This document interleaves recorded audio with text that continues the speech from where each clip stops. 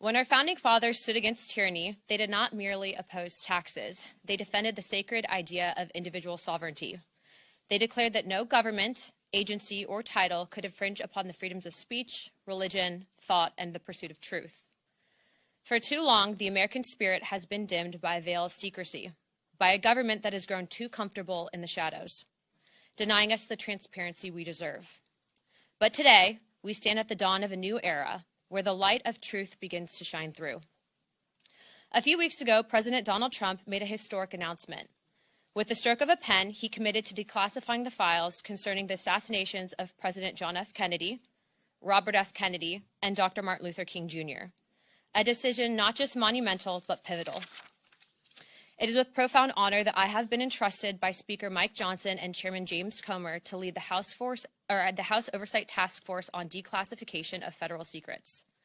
Together with the help of the White House, our intelligence allies, the Department of Defense, the Department of Justice, we will be conducting investigations into the following: the assassinations of JFK, RFK, and Dr. Martin Luther King, unidentified aerial phenomena, also known as UAPs, unidentified submerged objects, also known as USOs, the Epstein client list, the origins of COVID-19, and the 9/11 files. This task force will be a beacon of bipartisanship. On the Republican side, Representatives Burchett, Boebert, Burleson, Crane, Gill, and Mace will be joining me, although I'd like to note that I'm expanding this to the entire governing body and will be allowing certain members to waive on. Our first hearing is set for March. The date will be announced soon, and we've already initiated close to a dozen communications with various agencies, to include Pam Bondi at the Department of Justice and the Secretary of State. This will no longer be a task force that makes bold promises only to fade into irrelevance or send strongly worded letters. This will be a relentless pursuit of truth and transparency, and we will not stop until the American people have the answers they deserve. We will cut through the bureaucracy, challenge the stonewalling, and ensure that the American people finally get the truth that they have been denied for too long.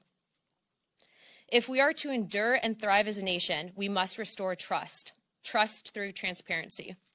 The American people must be trusted to think for themselves, to form their own judgments from the truth that they are entitled to know. We've been treated like children for too long and kept in the dark by those we elected to serve us. It is my solemn duty to begin mending this trust, to form a new relationship between the government and the governed. Let us embark on this journey together towards a government that does not serve, but one that enlightens. That does not just serve, but one that enlightens. Trust through transparency, that begins now. Without further ado, we'd like to open it up for questions, as I'm sure many of you have those. Hands up.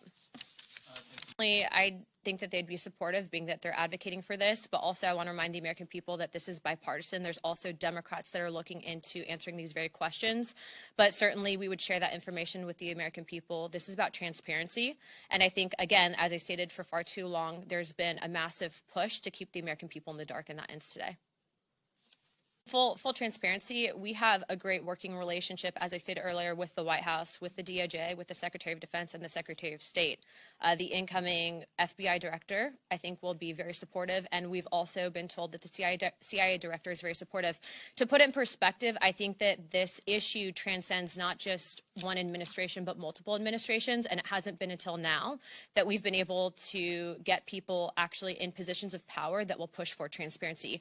Now, if I find that different entities in the various intelligence agencies are stonewalling us, I'm going to make that known to the American people.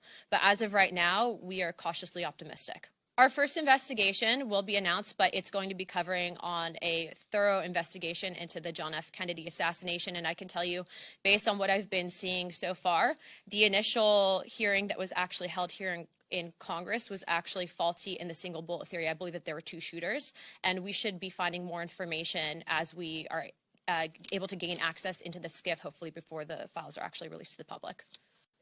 Yeah, so again, this is a bipartisan commission. Remember, JFK was a Democrat, RFK was a Democrat, and I'm sure that I think the entire conference has a question on what actually happened with Dr. Martin Luther King, but also UAPs. You guys know that that was the biggest bipartisan bicameral hearing that we've ever had, I think, in congressional history.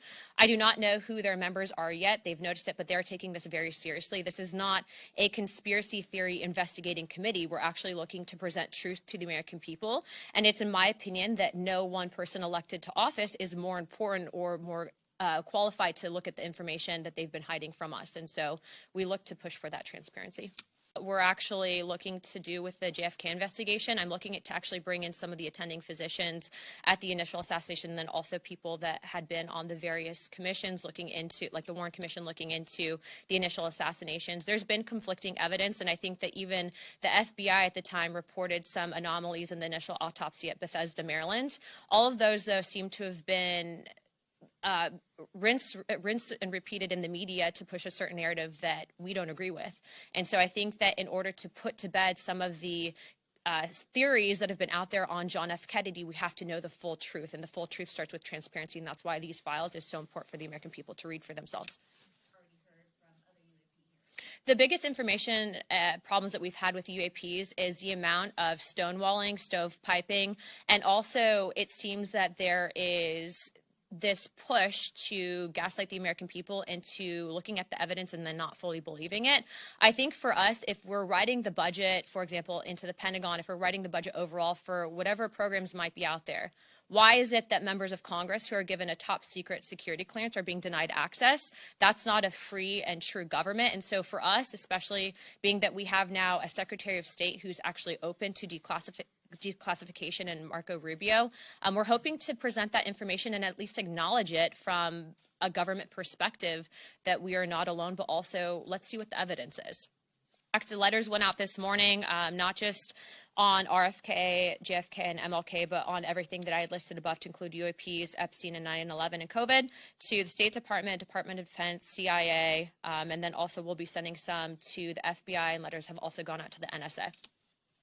Well, what's interesting on that specific committee is what, to my understanding, when they actually brought in expert witnesses, they weren't actually people that were in attendance to the initial autopsy at Bethesda, but also this is a bigger committee than just the JFK assassinations. We're also expanding into Epstein, COVID origins, 9/11s, and then UAPs and USOs. And so before, where we initially had some of these hearings, this is going to be an encompassing committee that's going to work directly with the White House on information that they're declassifying.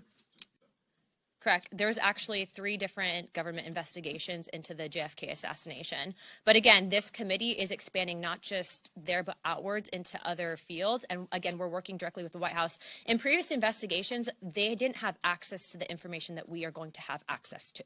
And so that's a big deal, especially if you're looking at what truly happened with JFK. Are you doing secret clearance? I already have a top secret clearance.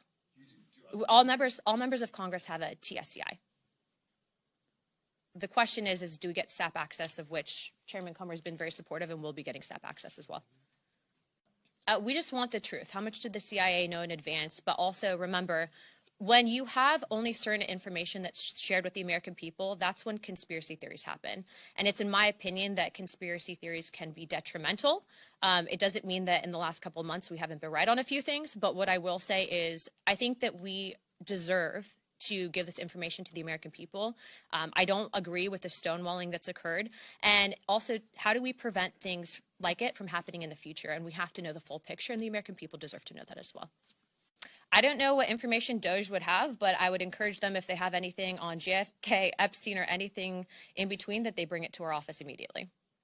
I mean, we're all about the normal process, but look, if you have information and it's credible, we've always approached it in that I'd like to be the person that does the interviews for it, mainly because, especially with stuff like this, we want to make sure that there's, not bad actors that are pushing false information to create a narrative that's simply not there.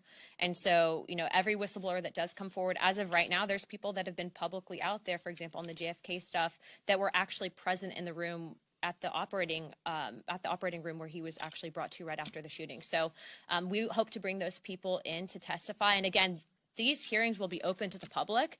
I'm also expanding this to the entire conference. So if someone's going to take this seriously and look at it through an investigative lens and get answers for the American people, they are welcome to ask questions of the witnesses, and you guys will all receive notice of that. I'd also like to close with this. If you are an independent investigator, we are being told that the FBI has now located thousands of pages of documents that they lost before, specifically relating to JFK. We are going to get through as much as we can. We have a great team of attorneys. We have a great team of investigators looking into this, but it doesn't mean that we won't accept help from the public. And so we will be setting up a place for collection for people to present information. But again, this is about transparency. The government works for us. There have been people, I think, in power for too long that try to silo us and keep us in the dark, but that stops today. You're seeing that same message come out of the White House, out of the CIA, the FBI, and every other agency in between. So we are very happy to have the support of all of those individuals, happy to have the support of Chairman Comer and Speaker Johnson. And if you guys have any questions, please don't hesitate to reach out to Oversight Comms, and we'd be happy to answer those at that time. Thank you, guys.